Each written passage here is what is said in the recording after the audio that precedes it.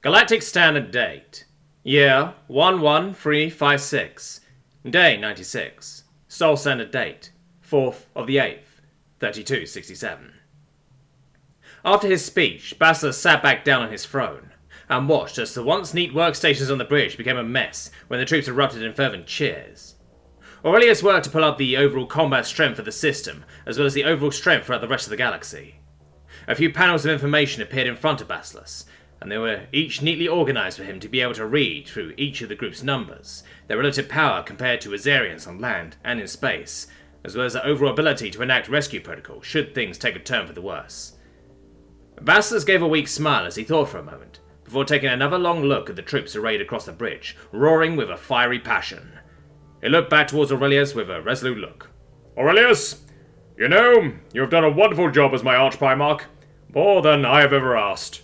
You have trained the troops to perfection, you were the brainchild of many anti-Azzy stratagems, and you even go so far as to do secretarial work for me. Thank you, Aurelius. I could not have asked for a better Primarch. Aurelius teared up a bit as he simply nodded, as he tried to hold back the tears of happiness of being praised by the one he admires most. Basilis sighed and looked back out towards the mass of soldiers, and they just had Basilis light their hearts aflame with passion and fury. You know, when you were first elected to the position, I was unsure of how you would perform, hence why you were left in the dark on many things. However, as you've proven time and time again, you are more than worthy of your station. Yet you were only given the seat of Archprimarch in name. I think it is time I told you what being the Archprimarch really means. Aurelius was shaken as he listened to Basilis. As the monologue went on, he got more and more nervous. What is this? Why is he suddenly saying these things? What is going on? Dozens of such questions were filling his mind as he listened. Suddenly a projection appeared in front of Aurelius. A world that was covered in destruction. There were veilstorms all over the world, as well as natural disasters that had been triggered by said storms. Volcanoes, tornadoes, hurricanes and earthquakes, all accompanied by ominous green lightning and an off-coloured yellow-green sky. This world, Aurelius, this is the world that your predecessor made.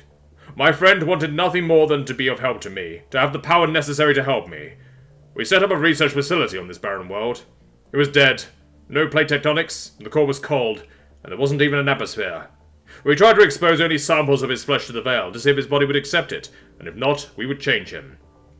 The researchers at the time, they tinkered with his genetics, his template, all to make him capable of accepting the power of the Veil without going insane. Basilis sat back and took a deep breath.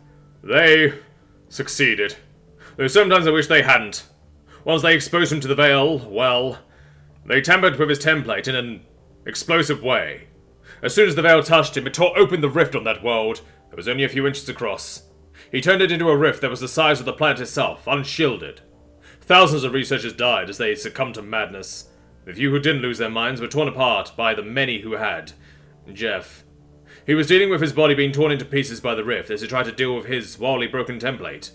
I was focused on keeping him alive myself. It only took a few minutes, but it felt like an eternity had passed for both of us. When it was all over, we had thousands of dead. A planet-sized rift, and a torn soul. Jeff, his power.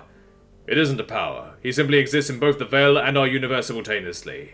Technically in the boundary in between, which is why he is seemingly able to move anywhere in the span of seconds. The cost? His soul was torn into pieces, along with parts of his body.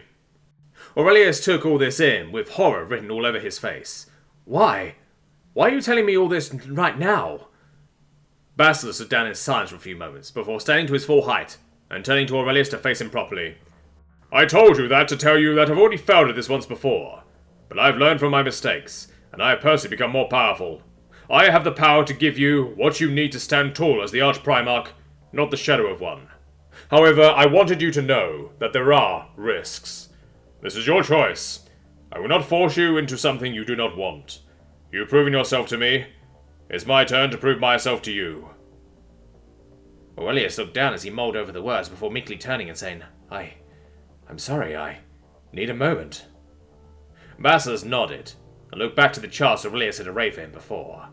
With a heavy sigh, he got to work on a strategy for the defense of this galaxy.